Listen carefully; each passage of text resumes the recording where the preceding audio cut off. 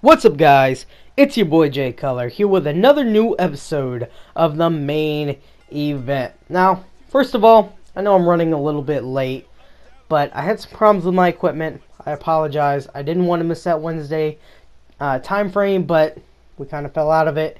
You know what they say, better late than never, though. So, this is the Wrestlemania prediction show. And let's just get into it, guys. I'm going to go through match by match as it stands right now on WWE.com, their listed card.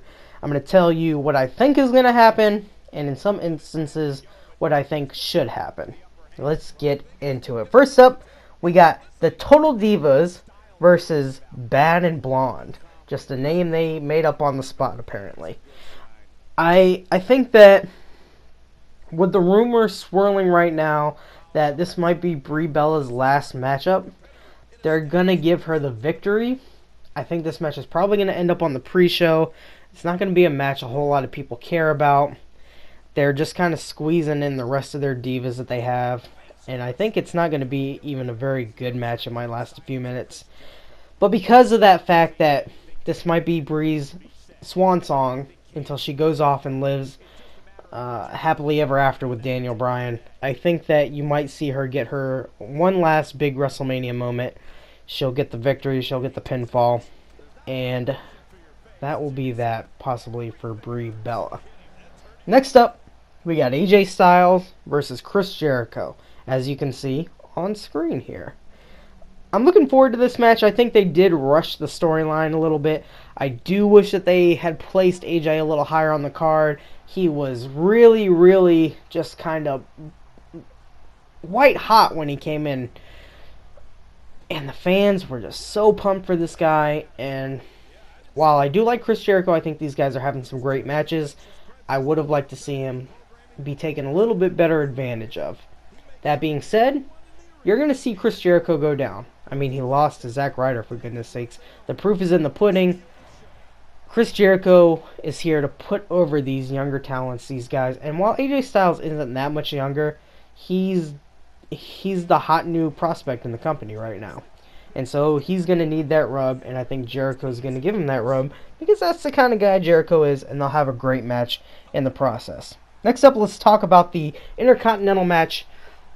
Ladder stipulation. Oh, what have they done? They just fumbled this. They had such great potential here.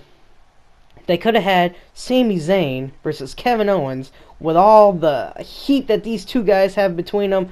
Just the charisma, just the build-up, the history to that. And instead, they said, well, instead, let's cram as many guys as possible into one match to get them on the show.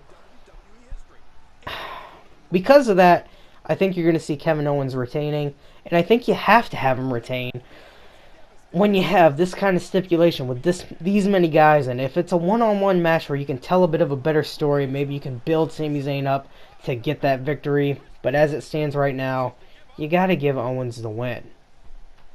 Alright, next up, let's talk about the Usos and the Dudley Boys. Kind of like Chris Jericho and AJ Styles, the Dudley Boys are the Chris Jericho of the tag team division right now. They are still very entertaining to watch. They bring it back a lot of that nostalgia. But the fact of the matter is, the Usos are the young face tag team that are going to need to be the ones to go over, because they're the guys that are going to be sticking around. I think that's what you're going to see happen. I think that's what needs to happen. Next up, we've got the New Day versus the League of Booty.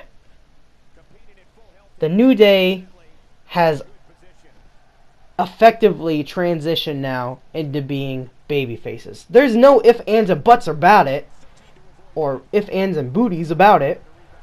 These guys are just super over with the fans. And as they're now becoming faces, I don't think you can have the League of Nations beat them. Especially, how are 4 guys going to hold tag team championships? 3 guys? Free bird rule. Okay. 4 guys? No, that's not going to happen. New Day's going to go over. Next up, let's talk about the United States Champion, Kalisto, defending his title against Ryback. This is a match I don't care about. I like Kalisto. He still needs to be built up a little more. They want to treat him like he's the new Rey Mysterio. And admittedly, the guy looks like Rey Mysterio. I think he's going to go over Ryback. They didn't really do very much to build this matchup. They just kind of threw it together. All of a sudden, Ryback's kind of heel now within the last few weeks. I'm not excited about it at all. Kalisto will go over. That's what should happen. Let's move on. Alright, next up, we got the Andre the Giant Memorial Battle Royal. This match is kind of a mystery. We don't really know who all's involved. The Social Outcasts, Kane, Big Show. That's really all we know. But look at who's not on the card right now. Who's the big elephant in the room? His name is Bray Wyatt. I think it's possible that he will be involved later in the show, but this is the biggest name on the roster right now not involved in a match. So, I think he comes in with his Wyatt family. He decimates everyone in the Battle Royal.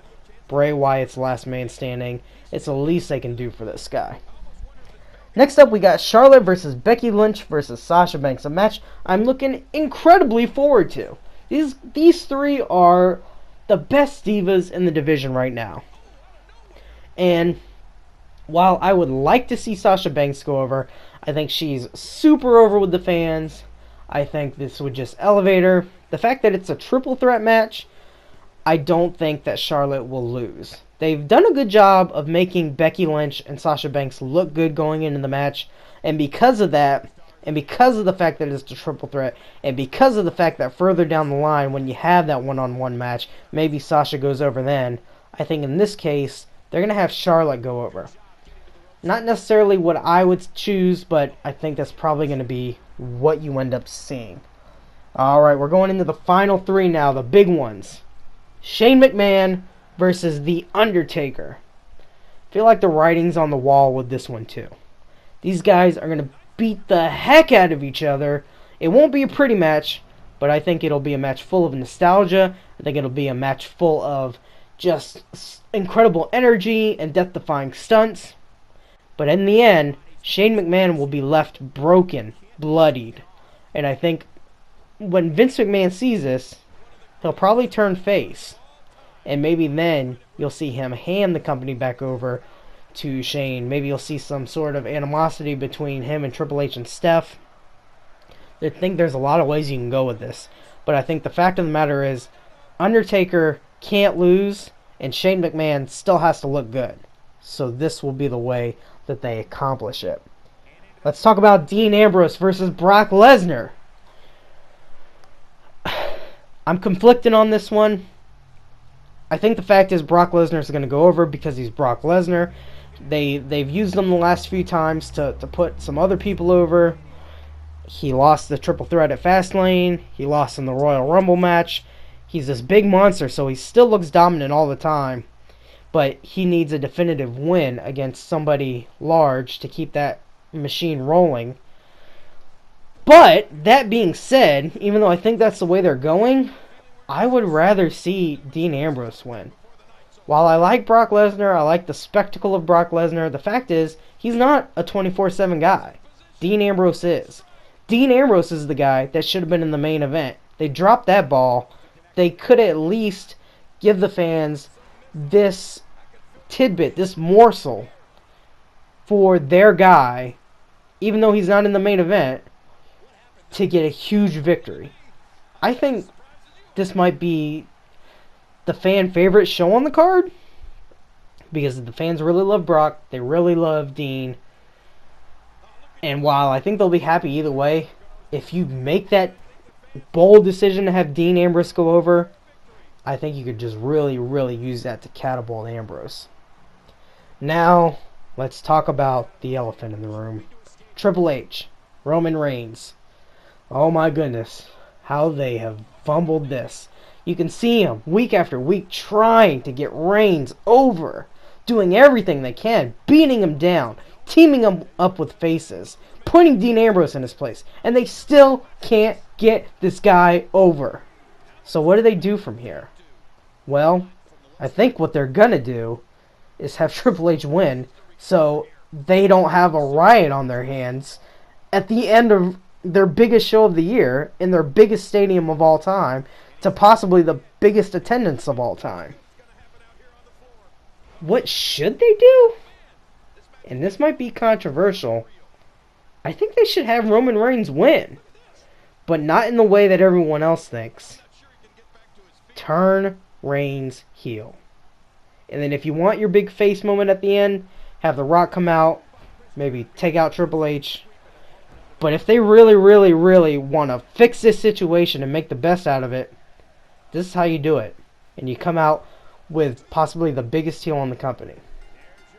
That's it for the main event, guys. I'll see you at WrestleMania.